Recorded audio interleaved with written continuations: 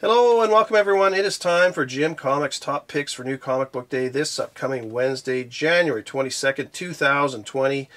What a great time to be collecting comics. I keep saying it, but man, there's just so much good stuff coming out. Man, oh man, we got another good week of books coming this week. Seems like every week there's a really hot book that kind of sneaks in there, but we'll get into what I'm looking at, top like my picks and top covers and all that kind of jazz. You guys know the score.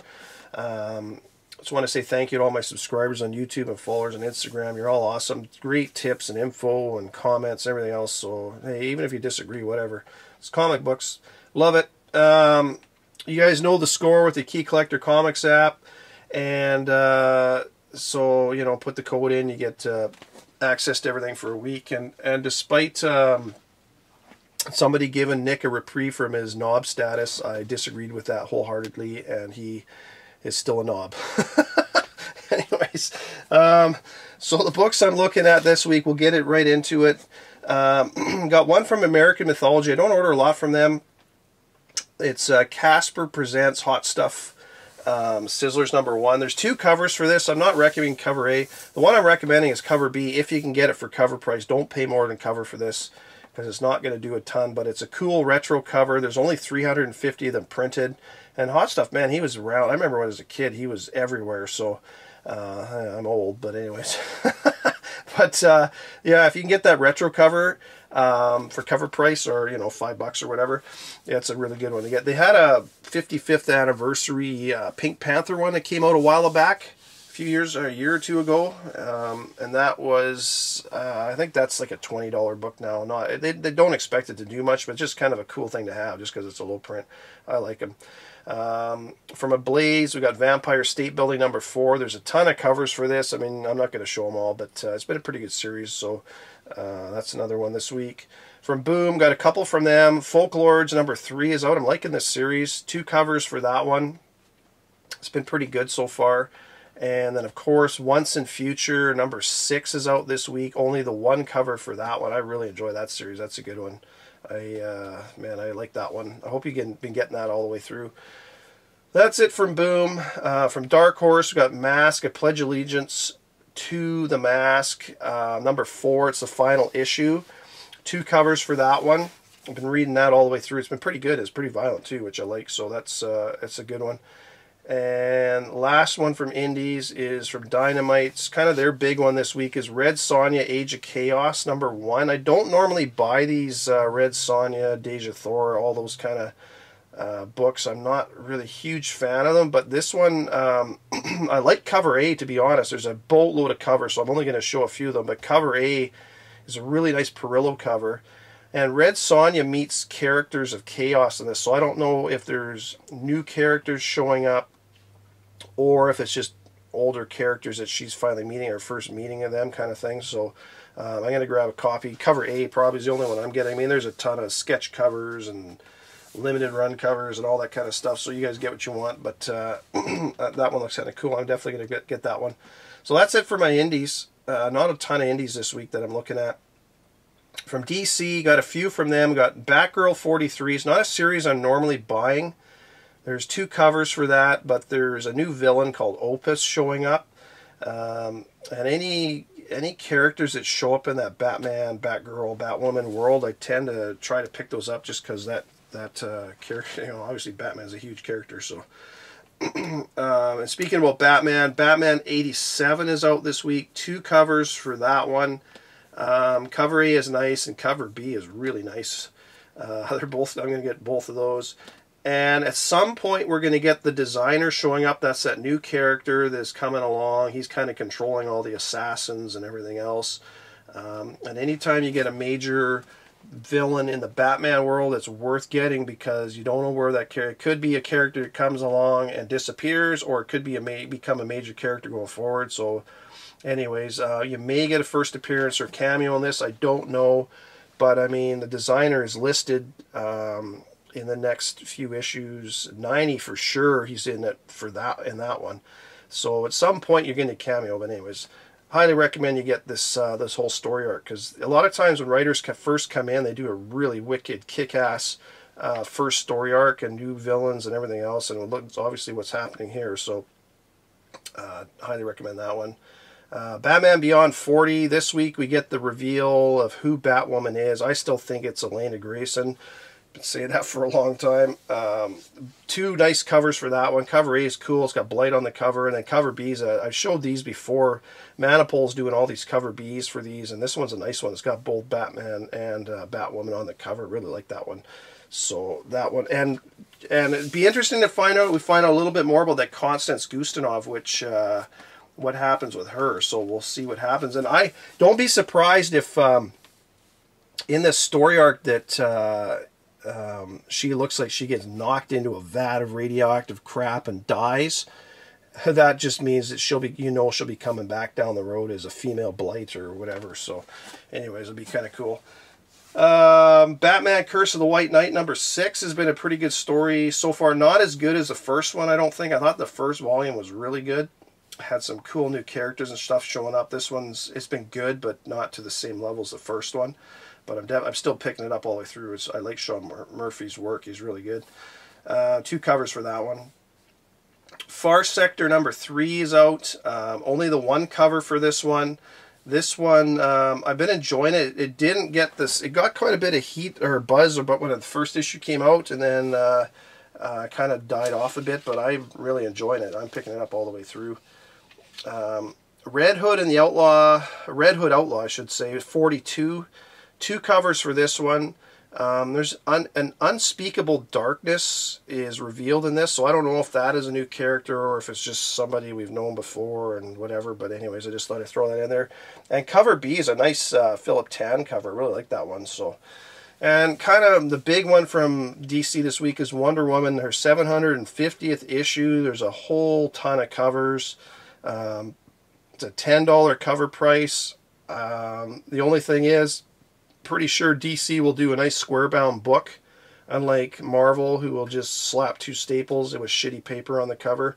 So at least when you're getting a nice book from DC, when you're paying $10, you're getting a nice quality book. But I'm only going to grab maybe 1 or 2 copies. Sometimes there's a new character that shows up or something big, but yeah, I don't know. There's just so many covers for that. I'm not buying them all at 10, especially at $10 a pop. And my shop a lot of shops I find now are not ordering heavy on those. So if you don't pre-order them, I mean, there will be copies there. But anyways, that's what I'm getting. For Marvel, not a ton from Marvel this week. Atlantis Attacks number 1 is out this week. 4 covers for that. I will grab a copy of that, but that's about it. I'm not too sure where that's going, but we'll take a read of it. Captain Marvel 14 is out. I've been enjoying this series all the way through. Well, I shouldn't say all the way through, but for a big portion of it anyways. There's 3 covers this week for that one. I like cover. Mark Brooks, man, he's been doing some nice covers for this Captain Marvel run. They're really nice, and definitely going to grab those. Guardians of the Galaxy is relaunched this week. Got Al Ewing writing it now, and it sounds like there is a new villain, or at least it's the new gods of Olympus are showing up. So like kind of new look gods and powers and outfits and all that kind of stuff. So we'll see what happens in there. It's worth grabbing a copy of that. I'm going to get a couple of those. I mean, again, there's a ton of covers for this, so grab what you like. If you're interested in the limited variants, go for it. I personally am not getting too many limited variants unless it's a major character. Like this one, I don't think it'll do much. So anyways, that's up to you. And last one for Marvel is Web of Venom, Good Son. This is one I wouldn't pass on if you're... something's coming with Dylan and Normie there. I don't know if they're going to have their own series or what, but it's kind of weird. In the last issue of Venom, Dylan had the little bit of carnage in a box, which was, I don't know where that's going. But then he can kind of control the symbiote, so I don't know if if that's gonna somehow merge with Normie. Who knows? I mean, Normie's kind of already Red Goblin. So, anyways, that's it for my books this week. For my top covers, I got Red Sonja, Age of Chaos, number 1, cover A. I really like that Perillo cover. Of all the covers they put out for that Red Sonja, because like I say, there's a boatload of them. I think that's the best one. I like that one. Batman Beyond number 40, cover B, the Manipul cover. That's really nice. He's been doing some nice covers for a while for that whole series. Batman number 87, cover B, the Matina cover. Man, that's a nice cover. Really like that one. Detective Comics 1019, the Bermeo cover, cover B. Again, that's a really nice one. You're the Villain, Hell Arisen number 2. Cover B is a Federici cover. That one's really nice. And with Guardians of the Galaxy number 1, cover B, it's not a smoking hot cover, but it's a Skan cover, and I like, I don't know, I like characters with wings. That looks really cool. So my picks this week, I don't have a ton of them, but the ones I'm looking at, that Casper presents Hot Stuff Sizzlers number 1. The retro cover, if you can get it for cover price, only $350 printed, so that'd be a good one. Batman 87, this whole story arc is a really good one to get, and at some point you're going to get a first appearance of the designer. When that's going to be, I don't know, but I am not missing out on that one. And it's just been a good read. So, and finally, Tom King is not writing it, so it's been good. Batman Beyond number 40, identity reveal of who Batwoman is, and we're going to learn a little bit more about that Constance Gustinov, so worth getting that one for sure. Guardians of the Galaxy number 1, New Gods of Olympus are showing up in that, potentially a new villain as well, so worth getting. Batgirl 43 has that new character called Opus. It's kind of an honorable mention. I don't know if that's going to go anywhere, but worth getting a copy if you can. And kind of my honorable mention this week, another one is Red Sonja Age of Chaos number 1. That looks pretty cool. I'm gonna definitely, especially cover A. I'm not into all those other ones, but I like cover A. So that's it for my books this week. You notice in the background I got a few Fantastic Four Silver Surfer books. This is the number 1 from the 2nd volume. And 210, nothing special about the book, but I just, as a kid, I bought that one off the shelf from '79, and I just love the cover because Galactus looks all badass on the cover. And interesting about number 14, this is from volume 2 as well. It's where Silver Surfer fights his doppelganger kind of thing, and it's actually Mike Mignola who did the cover on that one, which is, it's not worth anything, but I just thought it was kind of cool. It's kind of some of his early work.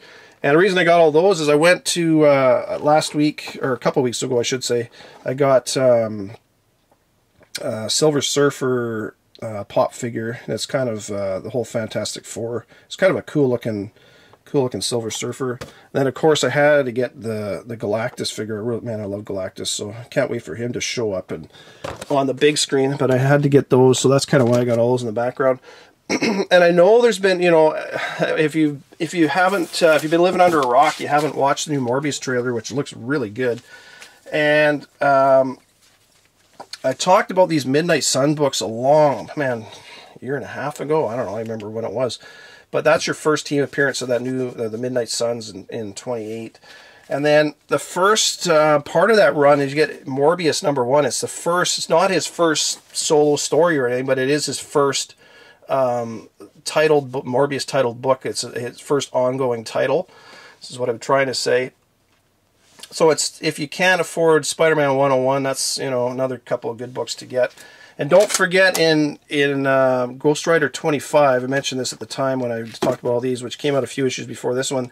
In the back of this one, there's a preview of all the upcoming titles with a full page spread of Morbius in it, as well as, you know, all the other parts of that series. I'll show you. I showed you before, but I'll quickly go through it here. Because it's kind of cool to have, I know previews a lot of times aren't worth a lot, but I mean, it's part of it's at the back of the book, and it's like a full page shot of all the, like the one for Morbius is pretty cool. Like there's a full page, you know, Morbius premiering in July, and then it has, you know, Darkhold and Night Stalkers, all that kind of stuff. So 25 is a good one to get as well. And that, man, that's dirt cheap.